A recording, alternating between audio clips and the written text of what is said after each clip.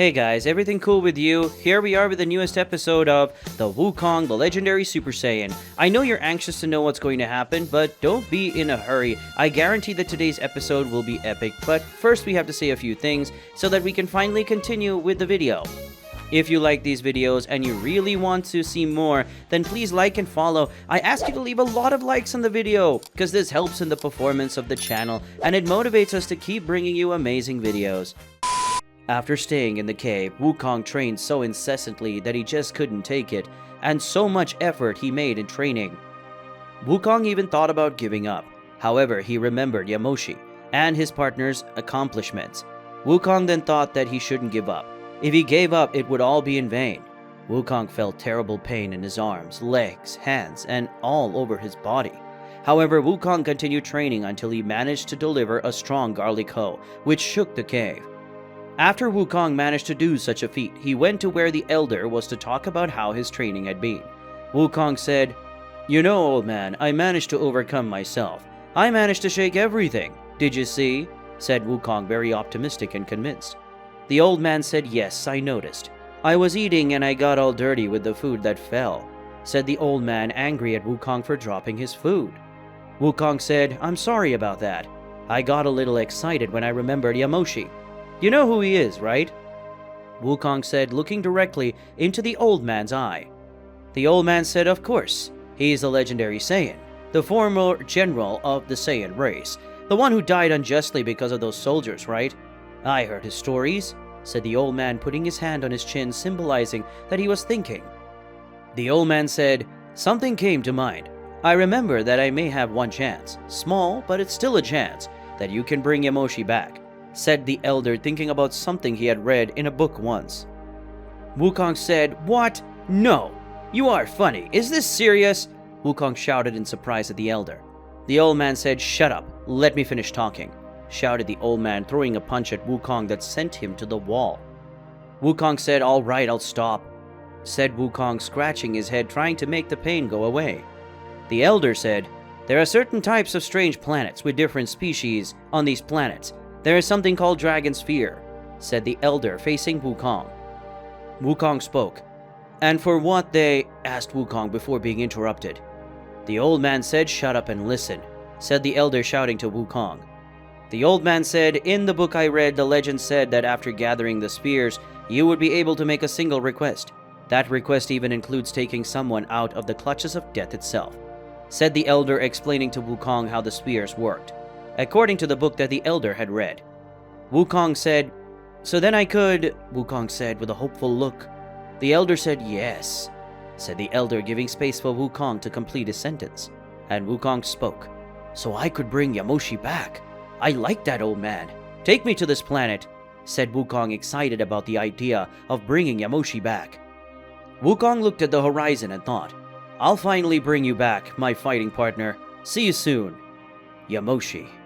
Wukong seemed to be determined to embark on another adventure. However, the elder pulled Wukong into the cave. The eldest said, "I know the way to this planet, but how are we going? I don't have a ship around here. We're going to have to steal some army ship from those lizards," said the elder, suggesting something risky for Wukong. Wukong said, "I have such a toy," Wukong said while laughing mischievously. Wukong started looking in his cave for something he remembered keeping there, but even after looking for a while, Wukong couldn't find it, until he went to a place and thought to himself. Wukong thought, "What the hell? I remembered putting that toy away somewhere around here. Where could he be?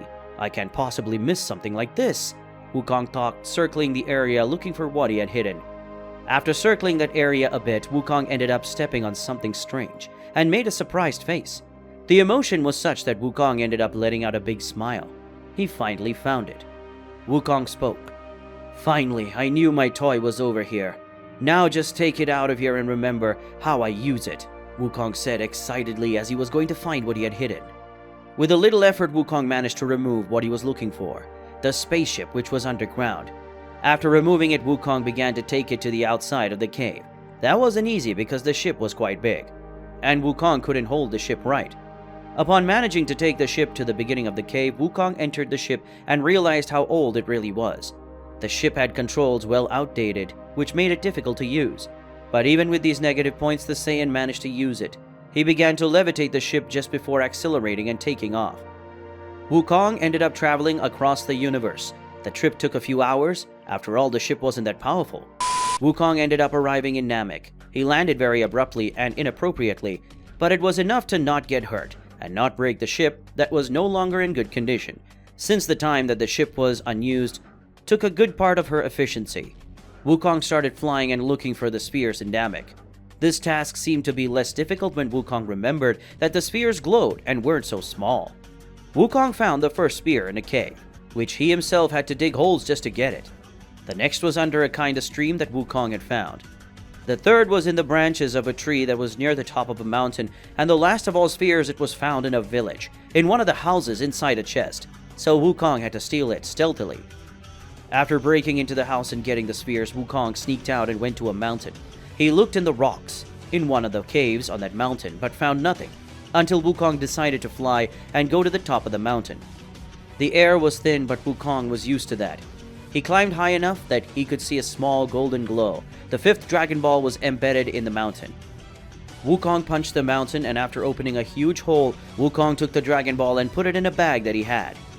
Wukong went down the mountain and started looking for the sixth Dragon Ball. He went to the sea of the place and dived.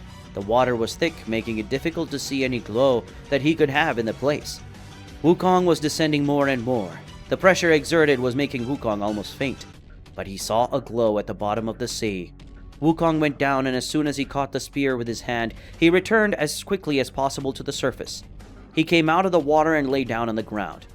Wukong said, "Finally, there's only one left now. How tiring," said Wukong, who was panting because he had lost a lot of air and needed to breathe to calm down. Wukong got up and went to get the last Dragon Ball, which was inside a huge crater. Wukong entered the place sliding along the side, and then he took the spear with his hand and put it in his bag. Wukong flew to a remote area and correctly positioned all the spears on the ground. Wukong spoke. "Takaraputo Porunga, Pupirito Paro," said Wukong in the Namekian language. Wukong was wise to the point of knowing several languages of different people besides the Saiyans. He was a master in the language of the Namekians. The spheres glowed, and then a gigantic dragon appeared in front of Wukong. The dragon's name was Porunga. The dragon was brutal. It had big muscles on its upper body, and it didn't look much like the Shenron serpent. The dragon spoke. "You summoned me. You have 3 wishes. Keep it short," said the dragon, looking at Wukong up and down. Hey guys, I know it's sad when today's video unfortunately ends, but don't worry, because the next episodes are coming. And if you liked it, don't forget to leave your like. It helps us a lot and motivates us to continue with these videos that you like so much. Comment your theories about what could happen in the next episode, and share the video with your friends so you can watch it together.